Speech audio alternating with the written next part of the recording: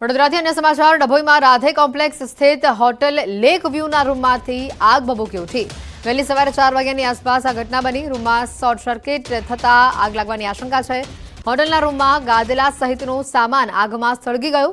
રૂમનો godown તરીકે ઉપયોગ કરાતો હોવાનું સામે આવ્યું। સદનસીબે બાજુના રૂમમાંથી સહેલાણીઓ બહાર નીકળી જતા તેઓનો આબાદ બચાવ થયો છે। વડોદરાથી ઘટનાના દ્રશ્યો રૂમનો ગોડાઉન તરીકે ઉપયોગ કરવામાં આવતો હોવાની માહિતી છે। આ રૂમની અંદર શોર્ટ સર્કિટ થયું હતું। વહેલી સવારે 4 વાગ્યાની આ ઘટના છે। ડભોઈમાં રાધે કોમ્પ્લેક્સની આ હોટલમાં આગ લાગવાની આ જે તસવીરો છે તે સામે આવી રહી છે।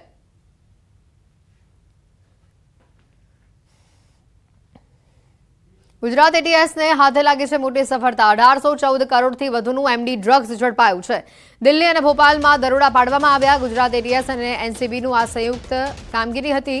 ડ્રગની ફેક્ટરી આખી પકડી લેવામાં આવી છે। ડ્રગની ફેક્ટરી પકડાવવામાં આવી હોવાની આ મોટી માહિતી આવી રહી છે। ગુજરાત એટીએસ અને એનસીબીનું આ સંયુક્ત ઓપરેશન કે જેમાં 1814 કરોડથી વધુનું એમડી ડ્રગ્સ પકડાયું છે। દિલ્હી અને ભોપાલમાં દરોડા પાડવામાં આવ્યા હતા। વધુ માહિતી મેળવીશું સંવાદદાતા નવીન જોડાઈ ચૂક્યા છે ફોન લાઈન પર। નવીન, વધુ માહિતી શું? એટલી ગુજરાત એટીએસને ઇન્ફોર્મેશન મળી હતી અને જે જૂનો કેસ હતો તેની ફોલોઅપની અંદર માહિતી મળી હતી કે આરોપી અત્યારે પણ ભોપાલ અને જે દિલ્હીની અંદર એમડી ડ્રગની ફેક્ટરી ચલાવી રહ્યા છે। તેના આધારે ગુજરાત એટીએસ અને એનસીબીની સંયુક્ત ટીમે દરોડા પાડીને 1800થી વધુનું એટલે 1814 કરોડનું એમડી ડ્રગ અને ફેક્ટરી પકડી પાડી છે। 2 આરોપીઓની ધરપકડ પણ કરવામાં આવી છે અને તમામ લોકોની હાલ પૂછપરછ ચાલુ છે। જી બિલકુલ, આભાર માહિતી બદલ નવીન। ડ્રગ્સની ફેક્ટરી પકડાવા મામલે મોટા ખુલાસા થઈ રહ્યા છે। 1814 કરોડનું એમડી ડ્રગ્સ પકડાયું હોવાની માહિતી સામે આવી રહી છે। ગુજરાત એટીએસ અને એનસીબીની આ સંયુક્ત કામગીરી અહીંયા સામે આવી રહી છે।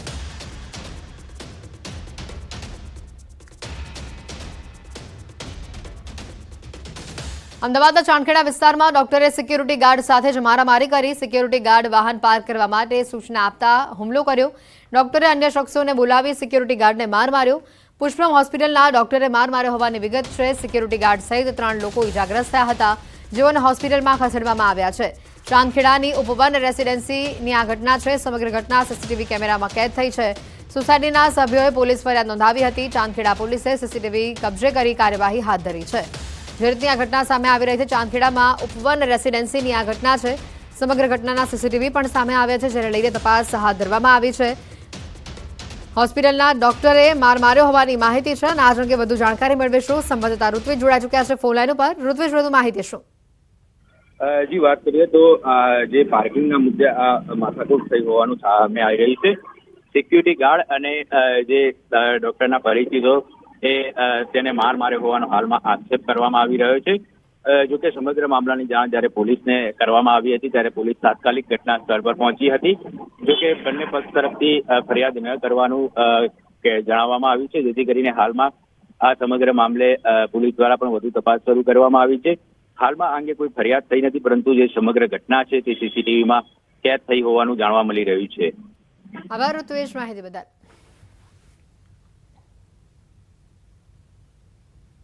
તો આ તરફ વડોદરામાં અસામાજિક તત્વોએ કાર પર પથ્થર ફેંક્યાનો આક્ષેપ કરવામાં આવી રહ્યો છે।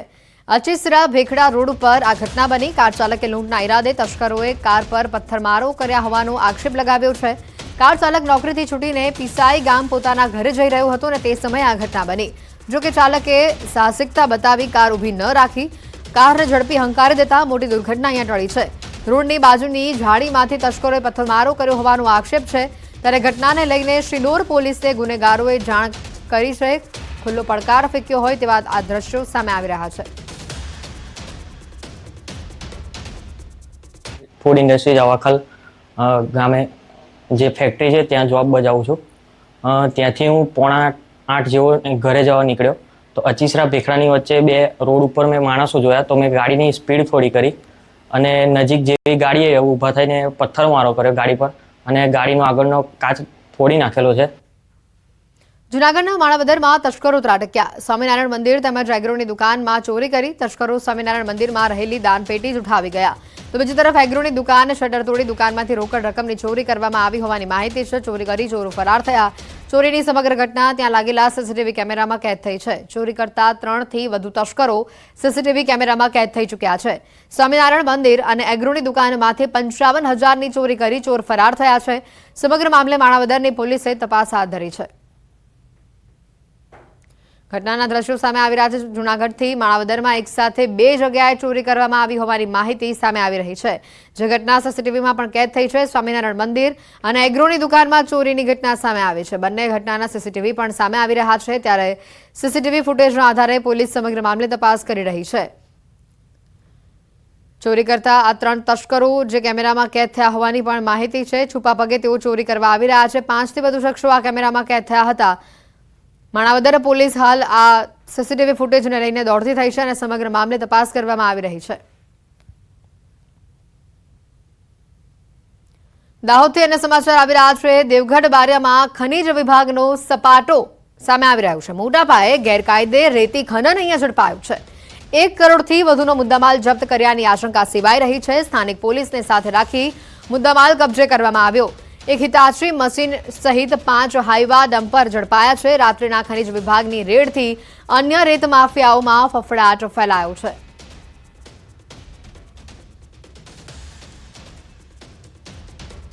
રાજકોટના ગોંડલ યાર્ડ ખાતે આજે મહાસંમેલન યોજાશે. ગુજરાત રાજ્ય એડિબલ ઓઇલ અને સીડ એસોસિએશન દ્વારા આ સંમેલન યોજવામાં આવનાર છે. સંમેલનમાં ખાદ્યતેલના વેપારીઓ માટે આયાત અને નિકાસની પોલિસીને ધ્યાનમાં રાખીને ચર્ચા કરવામાં આવશે. ખાદ્યતેલ અને તેલીબિયાની સાથે સંકળાયેલા વેપારીઓ આ સંમેલનમાં ઉપસ્થિત રહેશે. રાજકોટ જિલ્લા ભાજપ પ્રમુખ અલ્પેશ ઢોલરિયાની આગેવાનીમાં આ મહાસંમેલન બોલાવવામાં આવ્યું છે. બેઠકમાં વેપારીઓના વિવિધ પ્રશ્નોની ચર્ચા પણ કરવામાં આવશે.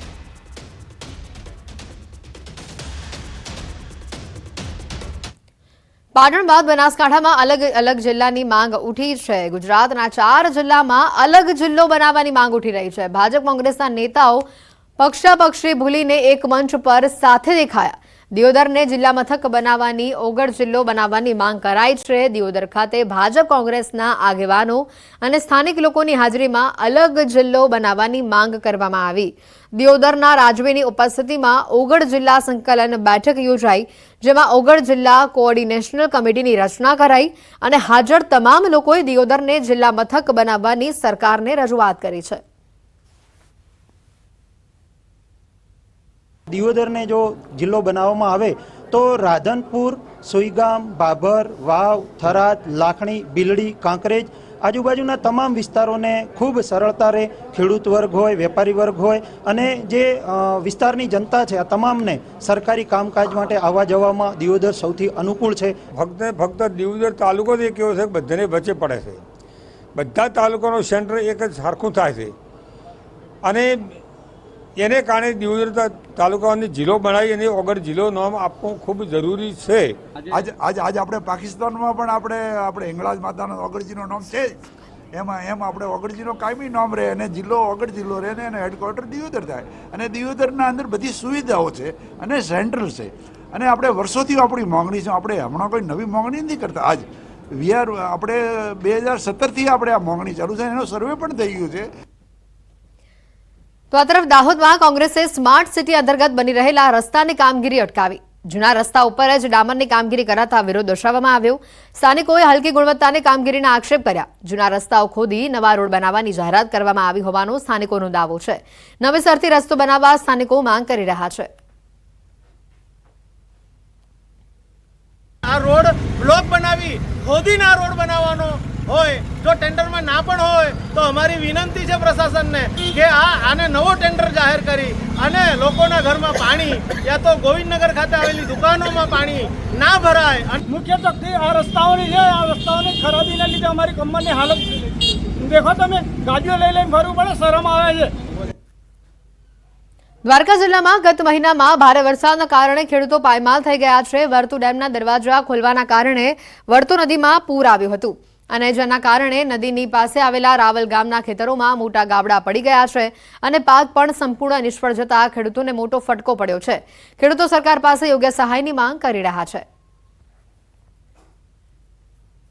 આ છેલ્લા 10 વર્ષથી અમારે આ પ્રશ્ન જ છે કે ભાઈ પાણી આવ્યું, પાક નુકસાની થઈ, પણ જમીન ધોવાણ થયું, સરકાર કંઈ વળતરના નામે જીરો, કંઈ સર્વે કરાવતી નથી અને અમારે જે કંઈ ખર્ચા છે એ બધા આમાંથી જ લેવાના થાય. બરોબર, હવે આ અમારી રોજી રોટી છે, આમાં અમારે પેદા કરીને પેટ ભરવાના છે. આમાં વીઘો તમે 10 લાખ નાખો ને તોય ભરાય નહીં. હવે અમારે જવું ક્યાં? અને અમારી માંગ વધારે પડતી એ છે કે આ રસ્તો છે, મેઇન રસ્તો છે સિંગડાથી રાવલને છોડતો, 2 ગામને છોડતો, તો એ વ્યવસ્થિત પેસિંગ બંધાય અને સ્થળ ઉપર આવી અને સર્વે થાય અને અમારો રસ્તો ક્લિયર થાય, ઊંચો થાય, જેથી કરીને પાણી વારંવાર આવે છે. દેવભૂમિ દ્વારકા જિલ્લામાં ભારે વરસાદના કારણે અનેક વિસ્તારોમાં ખેતરો ધોવાઈ ચૂક્યા છે. ત્યારે ન્યૂઝ 18 ગુજરાતી હાલ ગ્રાઉન્ડ ઝીરો પર પહોંચ્યું છે. રાવલ સીમ વિસ્તારના આ ખેતરો છે. સીમ વિસ્તારના ખેતરો હાલ સંપૂર્ણ ધોવાઈ ચૂક્યા છે. આપ સીધા દ્રશ્યોમાં જોઈ શકો છો, ખેડૂતોના ખેતરોમાં મોટા ખાડા પડી ચૂક્યા છે. આ ખાડામાં ખેડૂતો જણાવી રહ્યા છે કે માટી ભરવા માટે લાખો રૂપિયાનો ખર્ચો આવે તેવું હાલ ખેડૂતો જણાવી રહ્યા છે. મોટા પાયે ખેડૂતોને ધોવાણ થઈ ચૂક્યું છે. ત્યારે રાવલ સીમ વિસ્તારના ખેડૂતોની હાલ એક જ માંગ છે કે ખેડૂતોને વિશેષ પેકેજ સરકાર જાહેર કરે તો ખેડૂતોને આર્થિક મુશ્કેલીનો સામનો વેઠવો ન પડે. મુકુંદ મોકરિયા, ન્યૂઝ 18 ગુજરાતી, દેવભૂમિ દ્વારકા.